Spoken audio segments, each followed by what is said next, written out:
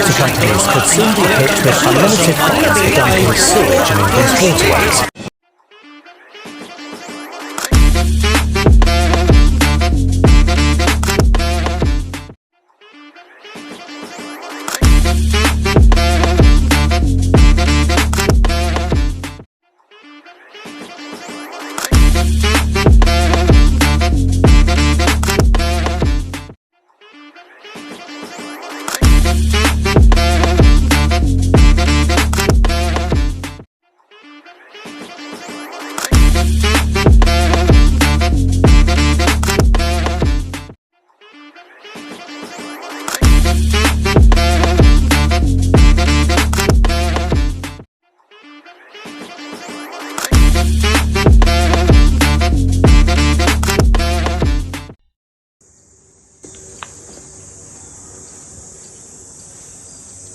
Setiap hari, industri petrokimia menggerakkan roda ekonomi.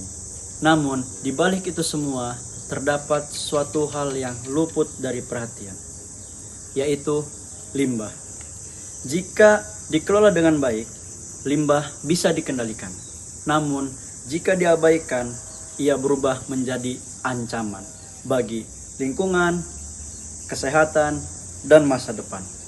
Melalui video ini, kami mengajak Anda mengikuti perjalanan limbah industri petrokimia dari sumbernya, karakteristiknya, hingga bagaimana cara mengelola dengan aman serta bertanggung jawab.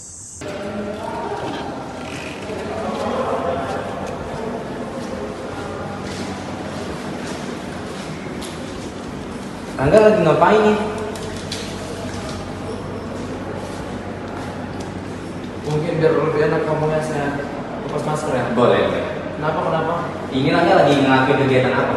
Oh, jadi saya ini lagi ngelakuin kegiatan pelabelan. Label. Emang label ini fungsinya untuk apa ya? Jadi label ini fungsinya untuk kita mengetahui sifatnya yang ada di dalam deterjen ini dan jenisnya apa yang ada di dalam deterjen ini. Deterjen ini kan dalamnya limbah ya? Iya. Nah, limbah itu apa sih? Jadi limbah cair industri petrokimia itu adalah sisa atau buangan yang berbentuk cairan dari proses, contohnya pencucian alat proses. Nah, inilah limbahnya dari pencucian alat proses tersebut. Oh iya Rangga lagi ngelakuin kegiatan apa? Lagi ngelakuin proses pelabelan. Emang label itu apa sih? Jadi pelabelan ini supaya kita tahu apa yang di dalam deterjen ini berbahaya atau tidak yang di dalam deterjen ini, sifatnya apa yang ada di dalam deterjen ini, dan juga kita tahu limbah seperti apa yang di dalam deterjen ini. Oke, selanjutnya saya akan menjelaskan klasifikasi limbah. Berdasarkan tingkat bahayanya, limbah terbagi menjadi dua, yaitu limbah B3 dan limbah non-B3. B3, bahan berbahaya dan beracun. Nah, limbah B3 seperti contohnya kondensasi dari alat reaktor atau proses pencucian dari peralatan yang digunakan di proses petrokimia. Nah, biasanya parameter utama limbah itu berbahaya itu bisa dilihat dari apakah mudah meledak, korosif, lalu pH-nya apakah asam, lalu bisa dilihat juga jika memiliki warna atau bau yang tajam. Oke, selanjutnya saya akan menjelaskan tentang limbah non-B3. Nah, umumnya limbah non-B3 itu tidak berbahaya.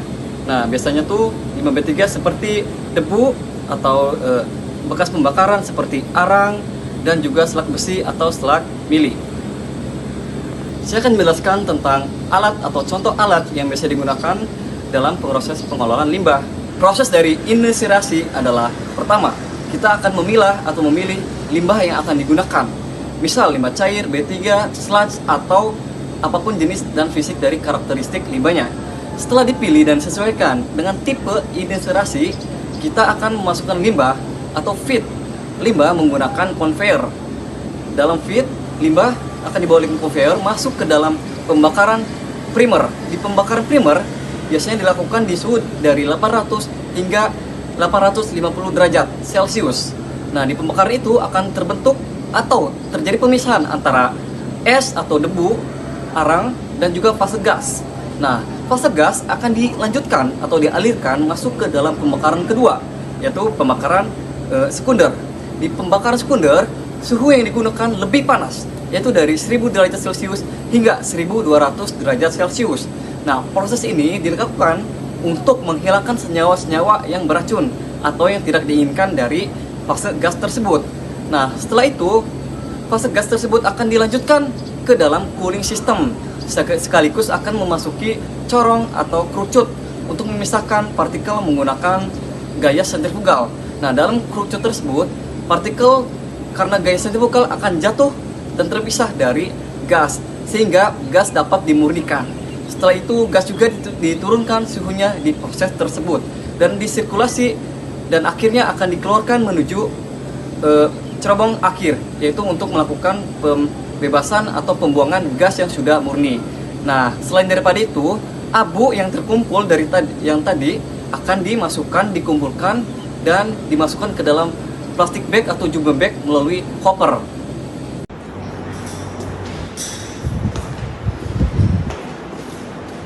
Oke, selanjutnya saya di sini akan menjelaskan tentang tingkatan dan metode pengolahan limbah. Nah, tahap yang pertama adalah pre-treatment, yaitu pendahuluan proses untuk memisahkan partikel yang lebih besar melalui penyaringan atau pengendapan. Nah, tahap yang kedua adalah primary treatment yang bertujuan untuk memisahkan partikel ukuran yang lebih kecil melalui proses fisik. Oke, lanjut tahap ketiga, yaitu secondary treatment. Secondary treatment itu pemisahan campuran homogen yang melalui proses fisika, kimia, atau biologi yang bertujuan untuk menurunkan kadar pencemar secara optimal.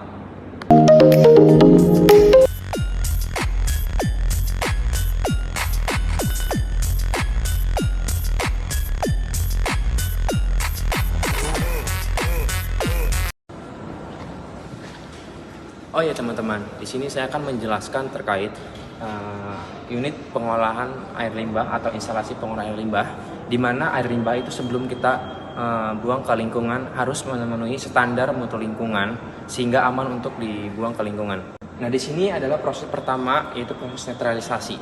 Apa sih itu proses netralisasi? Proses netralisasi adalah proses di mana penetralan suatu bahan dengan menggunakan bahan kimia sampai di mana bahan tersebut mencapai titik pH sesuai dengan baku mutu standar, yaitu di 6,5 sampai 8,5. Oke, selanjutnya itu adalah proses koagulasi. Apa sih proses koagulasi? Proses koagulasi adalah proses di mana penggabungan antar vlog-vlog sehingga membentuk gumpalan-gumpalan partikel kecil.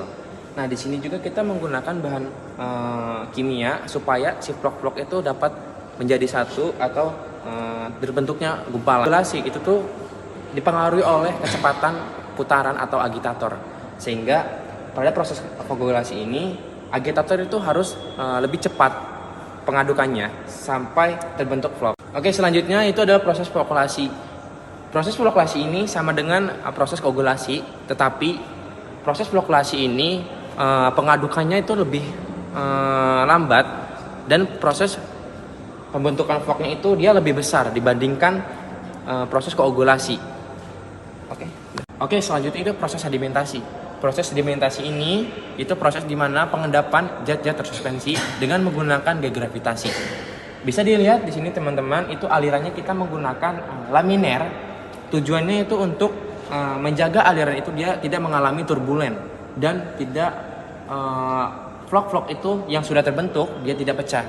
Makanya kita menggunakan aliran laminer. Oke, selanjutnya itu adalah proses AOP. AOP adalah proses Advanced Oxygen Process, di mana di proses AOP ini sekaligus terdapat 3 proses. Yang pertama itu adalah proses aerator atau aerasi.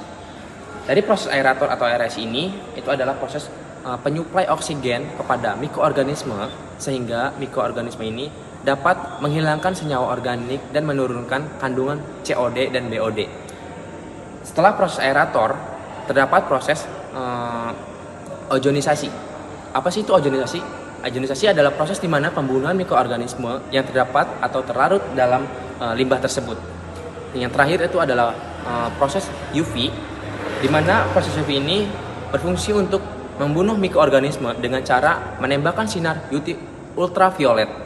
Oke, di sini adalah proses atau tangki sedimentasi 2, di mana setelah proses AOP, fluida akan ditransfer ke proses sedimentasi 2. Di proses sedimentasi 2 ini bertujuan untuk atau berfungsi sebagai tangki penyimpanan sementara. Jika fluida ini juga sudah ditimpan di proses sedimentasi 2, dia akan ditransfer ke proses mix media, filter mix media. Di sini berfungsi untuk menyerap senyawa logam dengan menggunakan media pasir silika dan zeoli. Selanjutnya itu ada karbon aktif.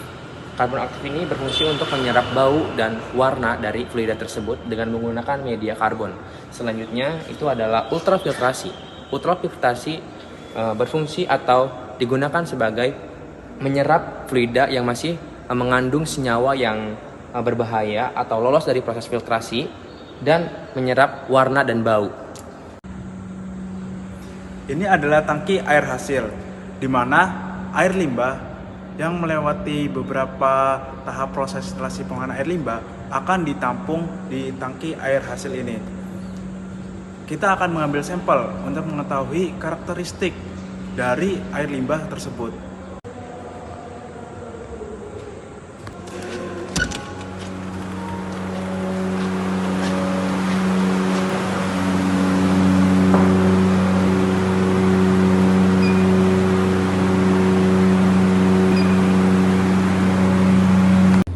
Oke, itu adalah karakteristik dari sampel air limbah yang sudah melalui beberapa proses menggunakan alat instalasi pengolahan air limbah. Selanjutnya, pada pengelolaan limbah cair industri petrokimia tidak hanya didasarkan oleh teknologi, tetapi juga berdasarkan oleh regulasi yang ada di Indonesia.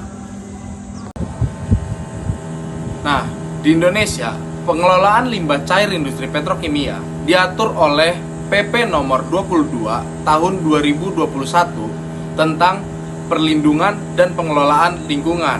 Selain itu, ada juga Permen LHK nomor 5 tahun 2020 tentang baku mutu limbah cair, serta Permen LHK nomor 12 dan 19 tahun 2021 tentang pengelolaan limbah cair B3. Nah, regulasi ini menjadi acuan untuk perkembangan teknologi industri tanpa merusak lingkungan. Jadi, ingat teman-teman, limbah bukan hanya tentang sisa proses, tetapi juga tentang tanggung jawab. Dari limbah, kita belajar bahwa keberlanjutan bukanlah pilihan, tetapi suatu keharusan.